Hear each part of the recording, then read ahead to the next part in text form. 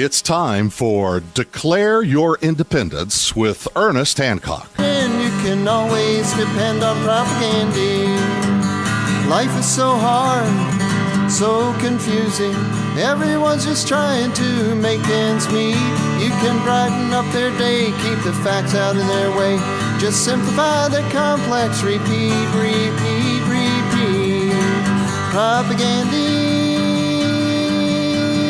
Propaganda. Yeah, propaganda. If you need to change a subject, it's a dandy. If you can just change the subject. It's propaganda here in America. A bunch of MK stuff going on in America. Propaganda. There's a whole bunch of that we're going to get to here in a little bit because there's, especially on housing and the economy, propaganda. It made me think of that song as I was just looking at all of the news. I'm going, oh, you're killing me. The Ron Paul election, I can kind of get it. You go through these cycles enough, you can kind of know what the lore. I want to tell you this story about Herman Cain. Now, or Harold Herman, whatever. Cain came to Arizona about 2003, 2004, I think it was, and he gave a presentation to a bunch of Republican conservatives, like the Goldwater Institute. It was a Cato thing. It's kind of, the libertarian kind of leaning almost, they want it their way version of the Republican Party. The presentation was for the fair tax. Now, of course, a lot of libertarians, went Judge Buttrick, which was the libertarian candidate for governor back in 94, and he ran for legislature in 96, 98, I think, and then he was appointed a Superior Court judge, and he's about ready to retire. And he was there, and, we were talking, and it was very clear that, this is just going to be another method by which they're going to take your stuff. The reduction or elimination of different programs from government and spending is not even on the table. The promise was we were going to do away with the IRS and replace it with a value-added tax. It's kind of like, sales tax when things transfer and so on. Now, but the argument is if you do that, poor people are penalized because they spend a much higher percentage of their income on things like food and clothing and shelter and energy. And so, 80, 90% of their income is just surviving. So the taxes on them would skyrocket. You do 23% was the number that was slung around that you had to do to be able to replace the revenue. So this is what happened. During the debate, and it was pointed out to me by a friend yesterday when I was doing the research, asked questions about this. I go, wasn't he the guy that came? Yep, he was. Now, when we were watching the debate, there was another gentleman that was there. That's a long story, one of the guys. And I said, isn't he the guy that came and gave that fair tax? Yep. I'm going, oh, okay, I see where this is going.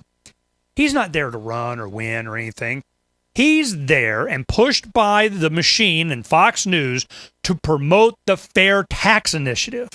That's his only goal. This is to get that in the main. He is a freaking commercial for the fair tax. This is some things that you need to know. They were talking, they asked him, I go, isn't that going to be disproportionate to poor people? Here's your softball. Oh, no. There's a prebate. Prebate? What the heck's a prebate? The way the law or the proposal initially is that they were going to tax everything, no deductions, just boom, as sales tax, get used to it. Well, of course, you're going to have a big black market, but they didn't care.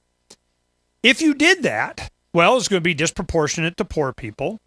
And they would argue that, hey, we're getting rid of the IRS. You're not going to have withholding and all this other stuff. Well, now it's different. Now it's changed. They call it a prebate. What that means is that if you're in a poor demographic or you filed income taxes before and showed that you're, poor then, you get money up front. Instead of waiting for you to file, at least an encouragement to you to file, if you filed the year before and you're poor, you're going to get a check from the government, a prebate. It's going to say, you know what? Yes, we know you're going to be paying, a lot of taxes on food and shelter and so on. And we got kind of estimated what it was the previous year. And we're not going to stop socially and economically engineering you. So what we're going to do is give you money up front. Here's your money before the year starts. Okay, so I get my $2,000, $3,000, whatever dollars it's going to be because I'm poor. But how do they give it to you? You have to have a bank account, okay? They got to be able to track you. They want to know where you live. All of the data, all of the biometric, all of the stuff that they were wanting with the IRS. If they do away with the IRS, they don't get to track all this stuff anymore. Like, heck no.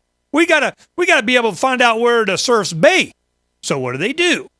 You got to have a bank account. You got to have all the same kind of information you have with the IRS, and not what you did, like at the end of the year.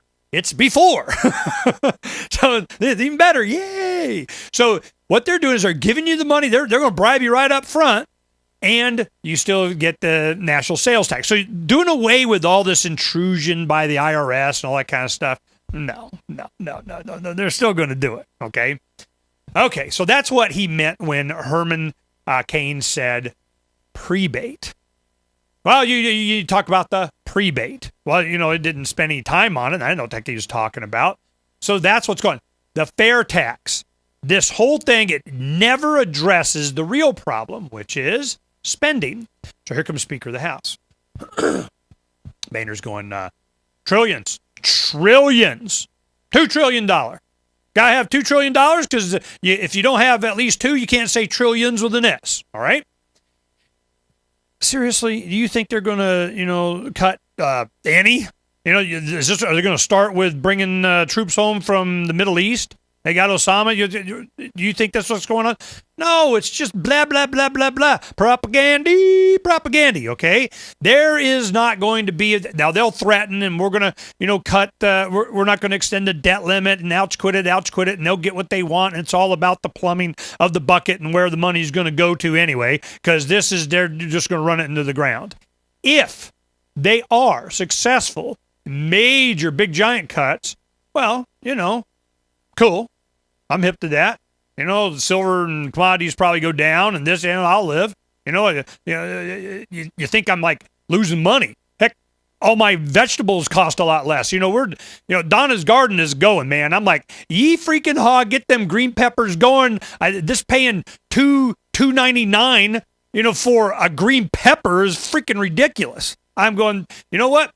I don't like green peppers that much. But I'm glad we got them growing in the garden. I'm going to have green peppers coming out my rear here in about 3 weeks. So I'm just going, yeehaw, and wait. So I would much rather have inflation down and the pricing that goes along with the monetary inflation than I would, be, yay, golds and silvers at, all-time highs. Like that's going to make me feel any better. So I go, all right. So the fair tax thing. Well, he gave this presentation. He pushed it, but never addresses spending. Well, of course, then they say we're going to do away with the IRS, but now they're going to bring in all the surveillance capabilities of the IRS anyway. How? Banks. The bank account. All this RFID, iris scanning stuff. I got all kinds of stories of Freeman's Phoenix today. We'll talk about some when we come back, but I'm telling you, they're not going to do away with the surveillance state. In fact, you have to have an account to get the money that they're going to give you in your prebate for food and stuff from the government. You see how their mind works? Oh, it's nasty, ain't it? We'll be right back.